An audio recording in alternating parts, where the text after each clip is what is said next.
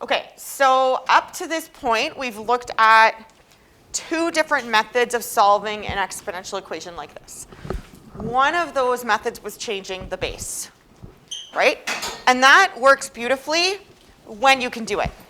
But there are lots of times where you won't be able to find a base that's going to work. Okay, so it's limited. The other strategy that we looked at was solving graphically, right? So you can say, okay, like if I'm looking at this guy, 19 equals 2 to the x minus 2, y1 equals 19, y2 equals 2 to the x minus 2, and you find the intersection point of those two graphs. So that's another strategy, okay? Now, that one's really great. It's pretty easy to do, but there are a couple of drawbacks. Number one, you have to have technology with you, right? So you have to, like if you had a question, for example, that says, how would you solve this without the use of technology, then that's not going to work. And the other piece is that when you solve graphically, you're not getting an exact value. You're getting a decimal approximation. And sometimes what we want is the exact value. Okay? Did we discuss, I can't remember if I talked about it in this class or a different class or maybe both, the difference between exact value and approximate value? We did? Yeah, okay, cool. So like exact value would be the square root of 5, right? An approximate value is whatever, when you punch the square root of 5 into your calculator, whatever you get, okay? When you see a question like this, determine the exact value of x in the equation. 19 equals 2 to the x minus 2, okay? Up to this point, we actually wouldn't be able to determine the exact value because we can't do a change of base here. And so the only thing that we could do here to solve this is to solve it graphically. And if we solve graphically, we're going to get a decimal. We're not going to get an exact value. So today, we're going to learn how to use logs to solve these equations so that we can get an exact value, okay? And I'm going to show you two strategies that you can use. They will always both work in this course, but if you plan on taking Math 30-1, then the first one, which is a little bit easier, will only work some of the time in that course, okay? So what we're going to do in this equation, there's two methods that we can use to determine the exact value using logs, okay? So the first method is we can switch forms.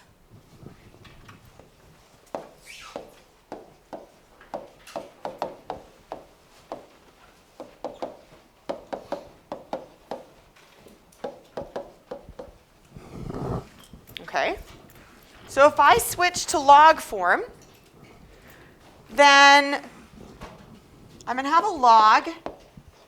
What is the base of my log?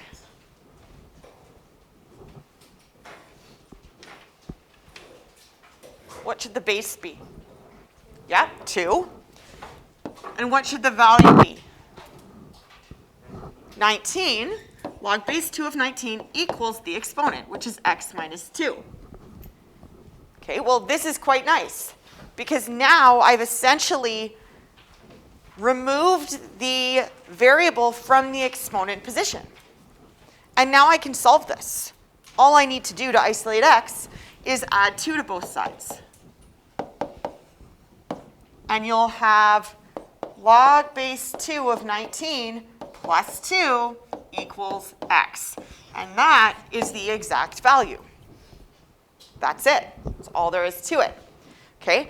The only thing that I should mention, actually, is that I've noticed that quite a lot in like a diploma exam, when you see this answer, what they do is they actually do a change of base to this log base 2 of 19. So you might also see it this way.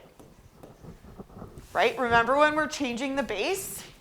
It's log over log. Usually we change to base 10. And the value, that 19 is going to go in the numerator, and the original base goes in the denominator. So you also might see it this way. And I don't actually care if it's a written response question which way you write it. But you have to be able to recognize that the two are the same.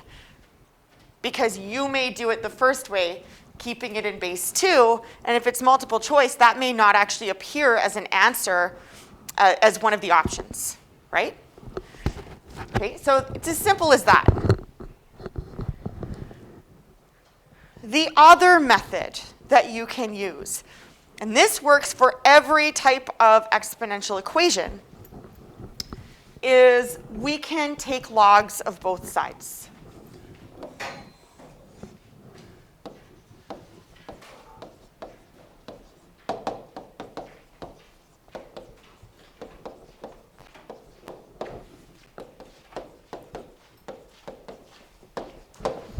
So I start with the same equation, 19 equals 2 to the x minus 2. And what I'm going to do is I'm going to take the log of the left side, and I'm going to take the log of the right side. Okay? And once I do that, the ultimate goal here, if we want to isolate x, is to get it out of the exponent position. So once I take the log of both sides, I can take this and bring it out in front. And that removes the variable from the exponent position. So my next line is going to look like this. The log of 19 equals x minus 2 times the log of 2.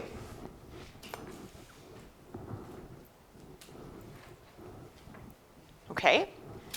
Now, you could distribute if you want, but you don't have to.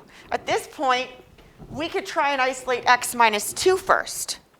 And we can do that by just dividing everything by log 2 on both sides.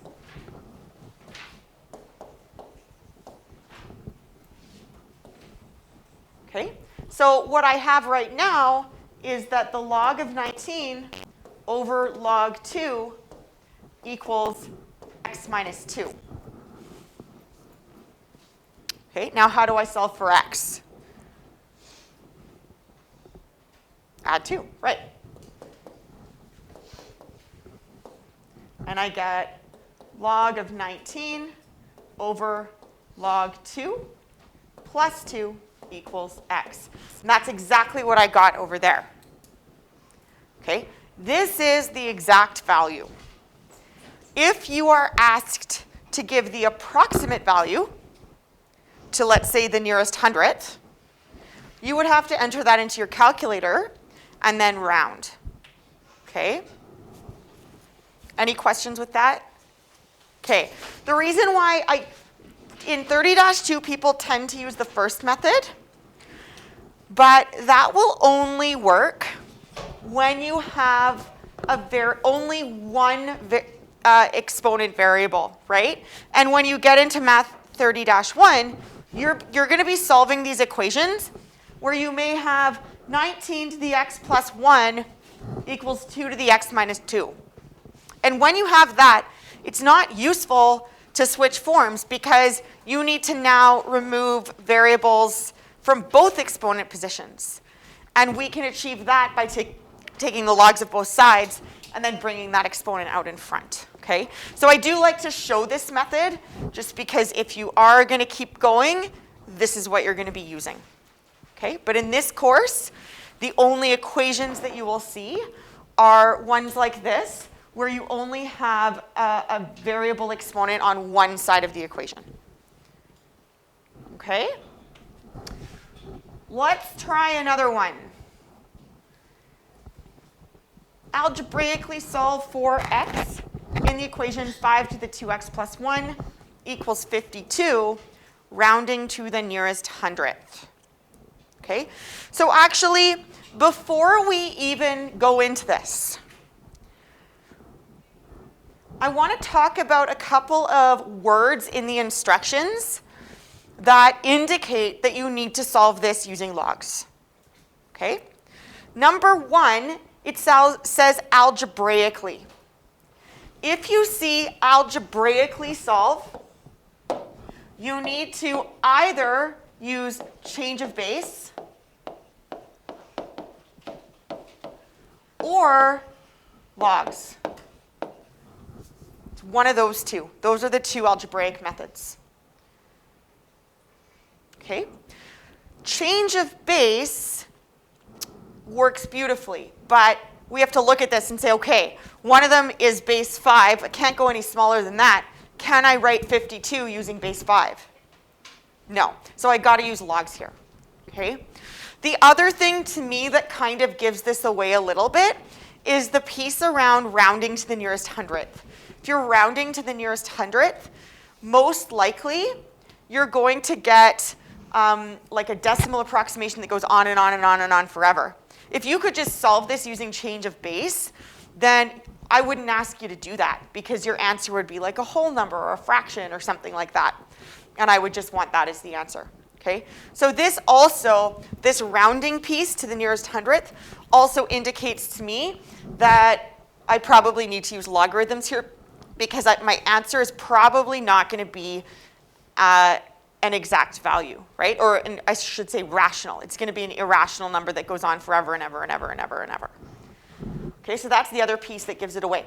But that word algebraically is important because on my assessments and on a diploma exam, if that word is in there and you solve graphically, you will get 0, even if you get the right answer. Okay?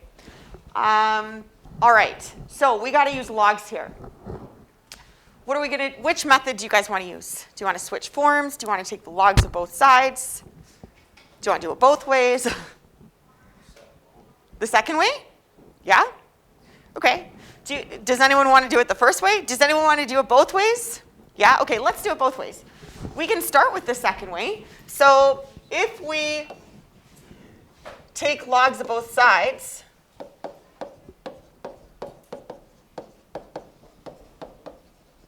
okay, what I'm going to have is log of 5 to the 2x plus 1 equals log of 52. Okay? And once I take logs of both sides, what's my next move going to be? Yep, take this piece, bring it out in front, right? That allows us to get that variable out of the exponent position. So my next line is going to be 2x plus 1 times log of 5 equals log of 52. Okay, what next? Yep. Yeah, divide by log of 5.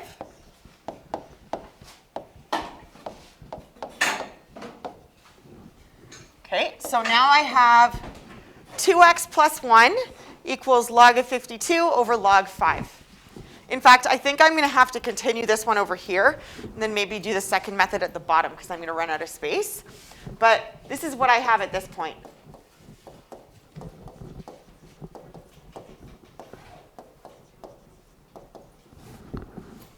Okay? All right, now what? I want to solve for x. I want this guy to be isolated. What step do I need to take next? Yep, subtract 1 from both sides. This is now a linear equation because this, remember, is a number. Log 52 over log 5. That's a number. It's irrational, but it is a number. So now I need to isolate the x term. Okay? And then in my final step,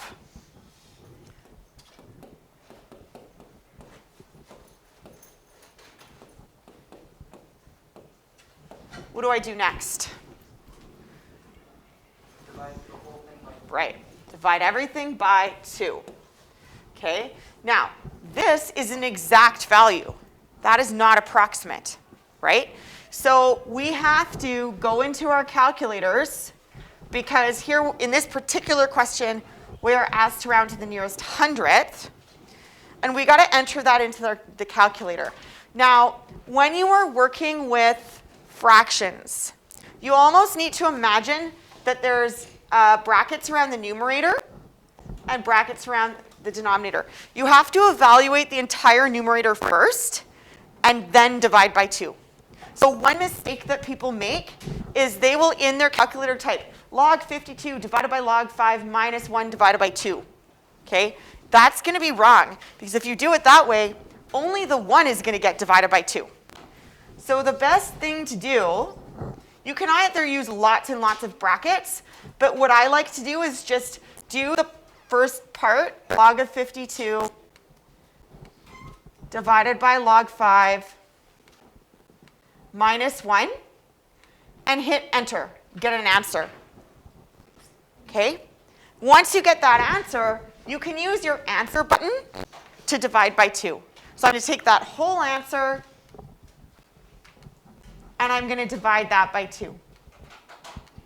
And that is 2 to the nearest hundredth, 0.73. Okay? A lot of people will do all the algebra correct, and then they make a mistake when they're trying to get the decimal approximation. So that's 0.73. Okay? That's the first, that's one method. I didn't actually give them in any particular order. But let's just do this again using the other method. So the equation was, this is now switching forms. The equation was 5, right? It was 5. 5 to the 2x plus 1 equals 52. Okay? So if I switch to logarithmic form, what is the base of my logarithm? 5, and the value, 52, equals 2x plus 1. Okay? And now I can go about isolating x. And in fact, here the steps are going to be almost identical, right? Because I have that 2x plus 1 isolated. So we've kind of seen this before. Just subtract 1. And I have log base 5 of 52 minus 1 equals 2x. And then I can divide the whole thing by 2. Okay? So that's what x is equal to. If you are asked for the exact value, you can leave it like that. If you are asked for the approximate value, let's say to the nearest hundredth, then you have to know how to evaluate this on your calculator by doing a change of base, right? So this